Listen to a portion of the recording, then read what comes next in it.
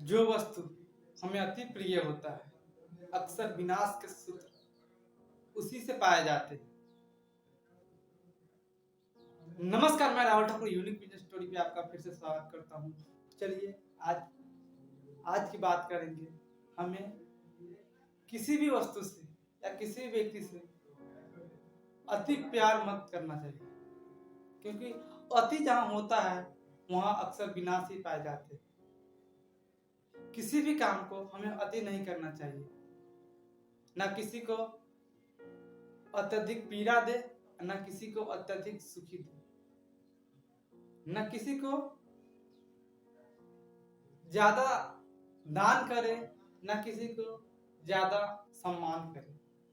क्योंकि जहां अत्यधिक आता है, जहां अति होने लगता है, अक्सर विनाश के सूत्र वहीं जुड़े होते हैं, उसी से जुड़े होते हैं।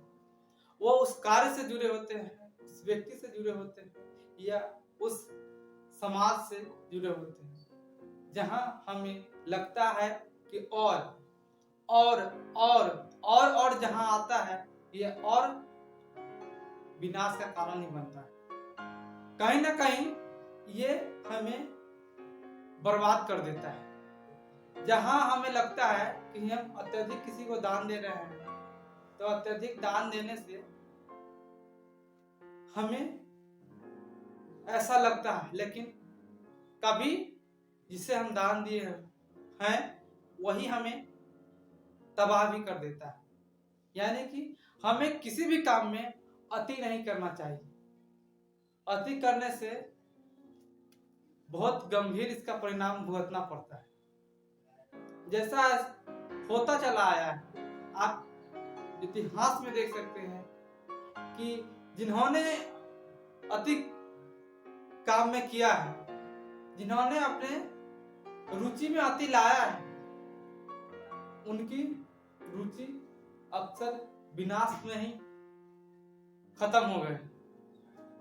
तो हमें किसी भी ऐसे काम को, किसी भी ऐसे वस्तु को, या किसी भी ऐसे व्यक्ति को, या किसी ऐसे समाज को में अति नहीं लाना चाहिए, क्योंकि अति हमें रोक कर जितना स्पीड से आगे तो बढ़ाती है, लेकिन उसी स्पीड से हमें नीचे भी लाती है। जब हम ऊपर बढ़ रहे हैं, आगे की तरफ चल रहे हैं, अपने मंजिल की तरफ जा रहे हैं, तो अति करने से वो तो हमें स्पीड में वहां तक पहुंचाएगा, दोगुनी गति से वहां तक हमें मंजिल तक पहुंचाएगा। लेकिन यहीं पे आती है, जब अति थोड़ा अगर करवट लेता है तो उसी स्पीड से हमें नीचे भी लाता है, उससे कहीं अधिक स्पीड से हमें नीचे लाता है। क्योंकि हमें सीढ़ी चढ़ने में समय लगता है, लेकिन उतरने में नहीं, क्योंकि चढ़ने के लिए हमें ऊपर की तरफ आगे बढ़ना पड़ता है। उतरना क्या है, आप ऊपर जाना छोड़ दे तो नीचे ऑटोमेटिक आ जाएंगे। आप आगे बढ़ना अगर कह रहे हैं कि छोड़ रहे हैं, या फिर बीच में रुक रहे हैं, तो फिर आप बीच में नहीं रुक रहे हैं, आप धरे नीचे आ रहे हैं। क्योंकि समय कभी रुकता नहीं। समय न किसी के लिए रुका है, न रुकता है, ना कभी रुकेगा। और इसे हमें समझना चाहिए, इस पे हमें विचार करना चाहिए कि हमें कभी भी किसी ऐसे स्थान या जगह पे नहीं जाना चाहिए, या फिर नहीं घूमना चाहिए, या फिर अत्यधिक नहीं करना चाहिए, जिससे वही काम हमारा विनाश का कारण नहीं बन सकता है। जो हमें नाम प्रसिद्धि दिलाता है, वही काम हमारे नाम को भी डुबा सकता है। जो व्यक्ति हमारा साथ देता है वो कभी हमारा दुश्मन भी हो जाता है। जो हमें सबसे ज्यादा प्रिय होता है, कभी ऐसा समय आता है कि वो हमारा सबसे बड़ा शत्रु हो जाता है। यही होता है अक्सर जीवन में।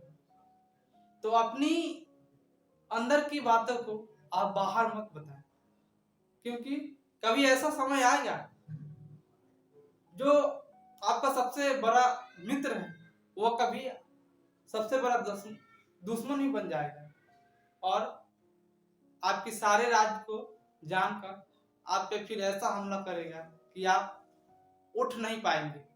उठना तो दूर, आप कभी बचेंगे ही नहीं, शायद ऐसा भी हो सकता है।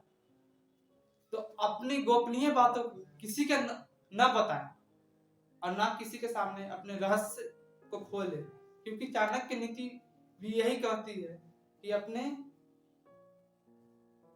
गुप्त ज्ञान को, जो व्यक्ति अपने गुप्त ज्ञान को अपने अंदर सीमित नहीं रखता, वह दूसरे से क्या उम्मीद कर सकता है कि दूसरा उसका गोपनीय बात को अपने पास रखेगा? ये कभी नहीं हो सकता। ये कतई नहीं हो सकता कि हम अपना काम खुद से करें ही नहीं और दूसरे से उम्मीद रखें कि वो इसे पूरा करेगा, वो इसे कर देगा। ऐसा कभी नहीं हो सकता। जब हमसे हो ही नहीं रहा है, हम कर ही नहीं पा रहे हैं, तो दूसरे इससे क्या करेंगे? कोई ऐसा व्यक्ति नहीं है जो ये कर दे और आपको लगे कि वो कर दे। ऐसा नहीं होता है। ऐसा तभी होगा जब आप अपना काम खुद से समय रहते कर लेते हैं, तो आप दूसरे से उम्मीद कर सकते हैं। दूसरे भी देखेंगे कि ये इंसान, ये व्यक्ति, ये पर्सन अपने कामों के प्रति एकदम सीरियस रहता है। वह खुद से करता है और दूसरे से भी करवाता है, दूसरे से भी यही उम्मीद रखता है, क्योंकि वो अपना काम भी समय पे करता है और दूसरे का भी काम। इसलिए इसका पहले काम करना चाहिए। उसके नजर में आपका एक इमेज बनने लगता है, एक इमेज क्रिएट होने लगता है कि आप किस तरह के व्यक्ति हैं, किस तरह के आपके अंदर आचरण, वो इससे भी देखता है और उस पर ये प्रभाव पड़ता है कि इस प्रभाव को लोग कैसे देखें। दोस्तों, वीडियो अच्छी लगी हो तो लाइक करें। तब तक के लिए जय हिंद।